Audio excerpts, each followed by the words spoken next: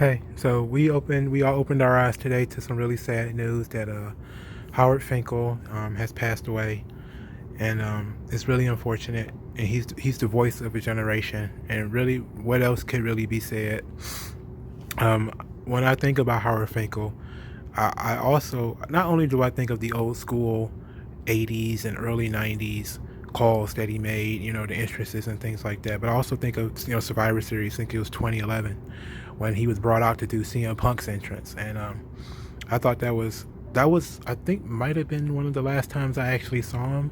He probably appeared in backstage things or maybe here and there afterwards, but that was so emotional and that was so meaningful, and I really enjoyed that. And I just wanted to put a short video out there, not much, but to say that Howard Finkel is the voice of a generation, and to be quite honest, he's probably the best ring announcer of all time.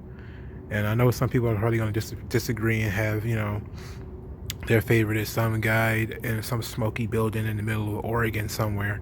But for me, as a wrestling fan, growing up in the '80s and '90s, watching primarily the WWF, Howard Finkel's voice always gave me such great energy.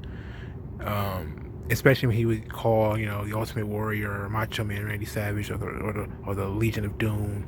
He would always do it with such enthusiasm and such energy, and I really appreciated it. And even though I don't really have much to say on the subject, there are obviously people who are going to be negative, but for me, and this is my tribute to Howard Finkel, and we're going to go into one of my favorite Howard Finkel calls.